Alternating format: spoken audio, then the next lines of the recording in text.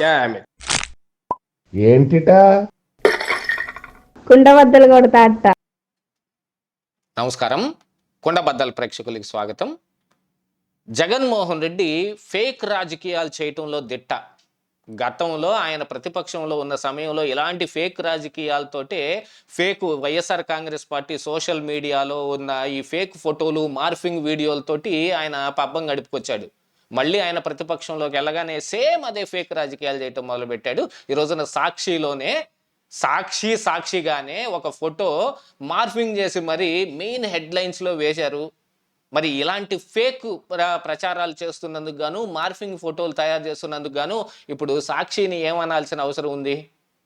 ఆ సాక్షిలో వచ్చిన ఫోటో ఏమిటి, ఆ ఫోటో తాలూకు వ్యవహారం ఏమిటి, అది ఫేక్ ఎలా అయింది, పూర్తి ఆధారాలతోటి మీ ముందుకి ఈ వీడియోలో తీసుకొచ్చే ప్రయత్నం చేస్తూ ఉన్నాను. ఒకసారి వాటన్నిటిని పరిశీలించండి. అలాగనే ఫేక్ రాజకీయాల్లో జగన్మోహన్ రెడ్డి ఏ రకంగా దిట్టయ్యాడు అనేది కూడా పూర్తి వివరాలు మీకు ఆధారాలతో సహా ఈ వీడియోలో అందిస్తాను. వీడియోని ఖచ్చితంగా లైక్ చేయండి, ఇంకా 10 మందికి షేర్ చేయండి.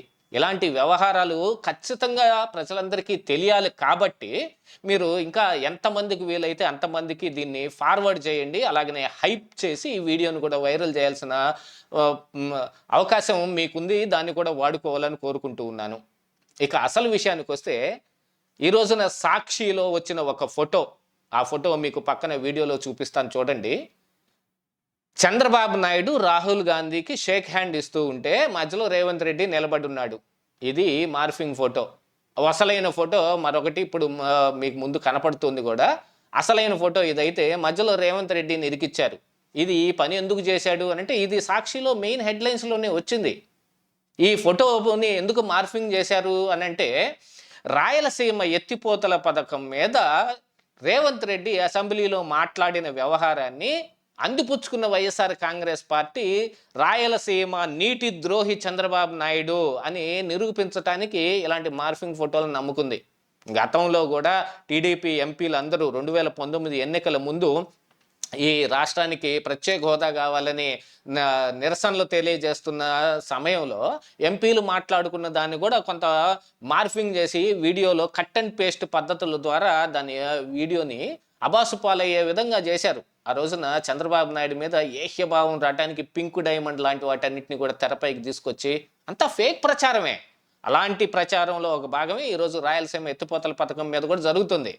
హంద్రీనివా కాలువల్ని వెడల్పు చేసి రాయలసీమకి కుప్పం దాకా నీళ్లు 100 రోజుల్లోనే తీసుకెళ్లిన చంద్రబాబు నాయుడిని రాయలసీమ నీటి ద్రోహిగా చూపించడానికి వాళ్ళు విచిత్ర విన్యాసాలన్నీ చేసి మార్ఫింగ్ ఫోటోలకు కూడా దిగారు. ఈ దెబ్బతో సాక్షి మూతపడిపోవాల్సిందే. అలాగ తయారై కూర్చుంది వ్యవహారం అంతా. ఎప్పుడు ఇలాంటి ఫేక్ ప్రచారాలు చేయటం. మీరు ఆ ఫోటోని ఒకసారి చూడండి, మళ్ళీ పీసీఆర్ అది ఒకసారి ప్లే చేయండి. ఇందులో రేవంత్ రెడ్డిను, చంద్రబాబు నాయుడు, రాహుల్ గాంధీ కనిపిస్తూ ఉన్నారు. కానీ వెనకున్న వ్యక్తుల్ని కూడా మీరు ఒకసారి చూస్తే, ఈ వీడియోని పాజ్ చేసుకుని అయినా సరే ఒకసారి గమనించండి.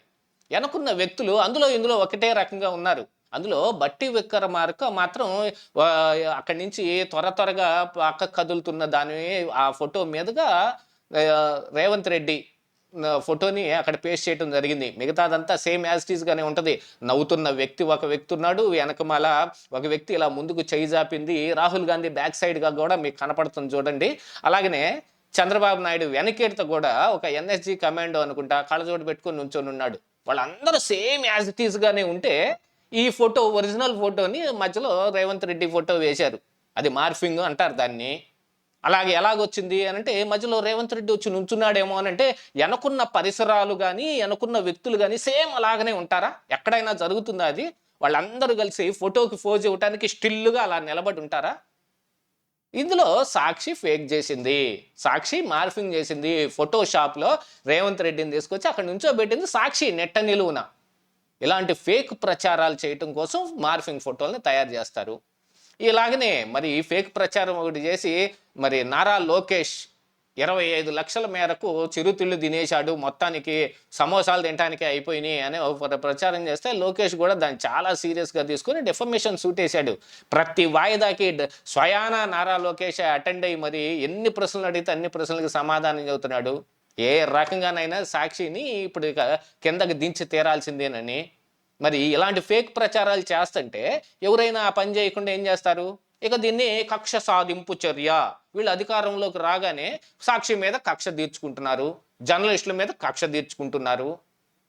ఇలాంటి ప్రచారాలన్నీ మొదలు పెడతారు. గతంలో ఎన్ని పింక్ డైమండ్ గురించి ఈ రోజుకి జగన్మోహన్ రెడ్డి కానీ వైఎస్ఆర్ కాంగ్రెస్ పార్టీ నాయకులు కానీ ఏం మాటలు మాట్లాడతారు? అది ఉందని ప్రూవ్ చేయగలరా? 2019 ఎన్నికల ముందు నారాసుర రక్త చరిత్ర అని చంద్రబాబు నాయుడు చేతిలో పెద్ద గొడ్డలు వేసి మరి, ఆయన పెద్ద కత్తి అనుకుంటాను, కత్తి వేసి మరి సాక్షిలోనే ఫోటోలు వేశారు. దానికి ఆ రోజున జరిగింది ఏందో చూసాం. అసలు వివేకానంద రెడ్డిని చంద్రబాబు నాయుడే కత్తి తీసుకొని వెళ్ళి స్వయాన నరికినట్టు అందులో కథనాలు ఉన్నాయి. వాటన్నిటినీ చూసిన తర్వాత వాళ్ళ ఫేక్ ప్రచారం ఇంకా ఆగలేదు. ఇప్పటికీ ఈ రోజు కూడా ఇలాగనే జరుగుతోంది. ఈ ఫోటోలు అన్నిటితోటి సాక్షి ఏం సాధిస్తుంది? జగన్మోహన్ రెడ్డిని తీసుకొచ్చి అధికారంలో కూర్చోబెట్టగలుగుతుందా? ఇదేనా భారతీరెడ్డికి మరి ఆవిడ సంస్థలో సాక్షికి ఉన్న జర్నలిస్టిక్ విలువలు? అసలైన ఎల్లో జర్నలిజం అనేది ఇదే. దీన్ని ఎల్లో జర్నలిజం అంటే బూత్ జర్నలిజాన్ని, బూత్ పత్రికల్ని ఎల్లో జర్నలిజం అంటారు. కానీ వీళ్ళు ఎల్లో జర్నలిస్టులు, ఎల్లో మీడియా అని చెప్పి ఇటు ఆంధ్రజ్యోతిని, ఈనాడుని, TV5ని అనే పరిస్థితిలో ఉన్నారు. కానీ నిజమైన ఎల్లో జర్నలిజం మొత్తం సాక్షిలోనే జరుగుతుంది. బూతు పురాణాలే మొత్తం. అంటే అబద్ధం ప్రతిదీ బూత్ కిందే లెక్క. బండబూతు అలాంటి ఫేక్ ప్రచారాలతోటి ఈ రోజున సాక్షి అడ్డంగా బుక్ అయిపోయింది. మరి దీని మీద రేవంత్ రెడ్డి సర్కార్ కానీ, ఇటు చంద్రబాబు నాయుడు సర్కార్ కానీ ఏం చర్యలు తీసుకుంటారు, సాక్షి మీద ఎటువంటి కంప్లైంట్లు పెడతారో మనకైతే తెలియదు. కానీ మన వంతు కృషిగా జరిగిన నిజాన్ని ప్రజల ముందుకు తీసుకొని రావడం అనేది మనకి ఇంట్రెస్ట్ కాబట్టి నేను ప్రజల ముందు దాకా దీన్ని తీసుకొచ్చే ప్రయత్నం చేస్తున్నాను. ఖచ్చితంగా ఫేక్ ఏమిటనేది అర్థం చేసుకోవాలి. ఇందులో రేవంత్ రెడ్డి బాడీ స్ట్రక్చర్ని ఒకసారి చూసారంటే, పీసార్ మళ్ళీ ఒకసారి ఆ వీడియో ప్లే చేయండి. అందులో రాహుల్ గాంధీ ఎంతున్నాడు, రేవంత్ రెడ్డి ఎంతున్నాడో ఒకసారి చూడండి. ఏదో ఇద్దరికి ఆక్వర్డ్ పొజిషన్లో ఉన్నాయి. చంద్రబాబు నాయుడు కానీ రాహుల్ గాంధీ కానీ ఒకటే రకంగా ఉంటే, మరి మధ్యలో వెడల్పుగా సాగదీసినట్టుగా రేవంత్ రెడ్డి ఉన్నాడు. ఎందుకంటే అతి పెద్ద ఇమేజ్ దొరికింది. దాన్ని చిన్నది చేస్తే వెనకున్న బట్టి విక్రమార్క కనపడతాడేమో.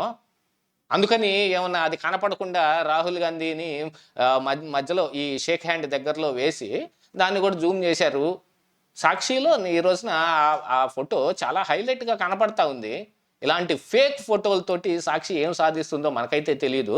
కానీ సాక్షి అసలు బండారం మాత్రం బయటపడిపోయింది.